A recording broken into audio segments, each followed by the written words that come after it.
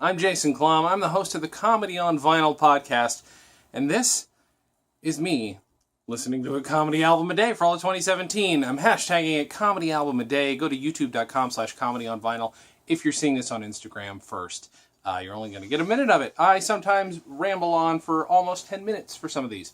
Let me take a sip from my Dan and Jay's Comedy Hour brand cup before I talk to you about... It's just a fun cup I like to tell people about.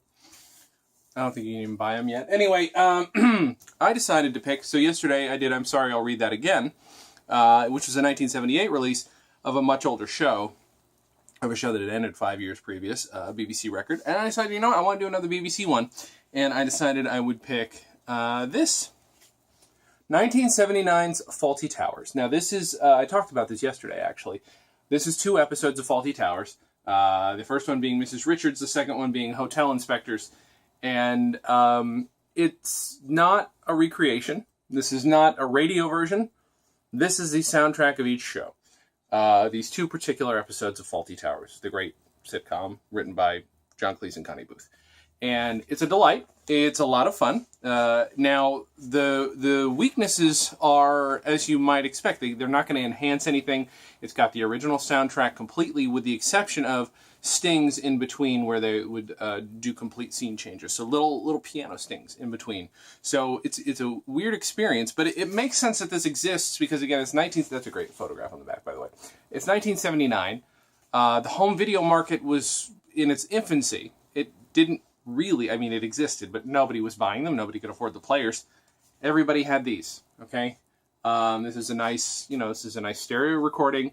It's of a show that you would have seen. There are so many things, not so many, okay, that's an exaggeration, but there are a lot of things on these that you wouldn't necessarily know what was happening if you hadn't seen it. Most of it is great within context, it's fine, but for instance, the last moment of Hotel Inspectors, you can kind of guess, but it's just a loud, guttural scream from John Cleese, and you have to sort of try and figure out what the hell just happened.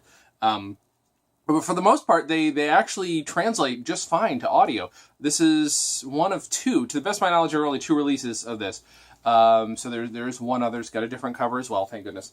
I say thank goodness just so that you can tell the difference, because this doesn't say Volume 2 or anything. I'm going to label it number 1, but just because it's the first release. But yeah, it's so much fun. I mean, Fawlty Towers is great anyway. It's just every classic comedy trope and just the worst garbage human being of a main character it's just so much fun to watch him fail and struggle and squirm and worm his way out of things. It's and I say watch, I'm listening to it, and that's just the thing. I've seen these episodes before, but I'm not a person who's got all the Fawlty Towers memorized or anything like that. But you can very easily picture what's going on, mostly because there's a lot of great, in terms of voice distinction, there are a few things like the second episode, Hotel Inspectors. It wouldn't work on this record if there were not distinct voices we were dealing with in terms of some of the characters. Very distinct accents, very distinct attitudes, and obviously that works even better in the visual format, but it's perfect for this. There's nothing bad I can say about this. I have no interest in saying anything bad about it. It's a lot of fun. They're the only weaknesses, like I said, are some of the visual gags, and there's a lot of physical humor you can tell inside. But it's making me laugh. I mean, so if it's making me laugh, it's still working. It's doing that thing where, what the hell did Steve Martin just do when he, says he's going to suck the piano into his lungs? Like, exactly. And now I've since learned basically what he does, but they're little Easter eggs for people. But this is the only way people were going to get this. You weren't going to get Fawlty Towers on home video. Okay, that was not going to happen, especially since the BBC at this time was very fond of erasing tapes. We're lucky we still have it. I suppose there's an alternate universe where this only exists as a record and people are very confused several generations down. What the hell was this?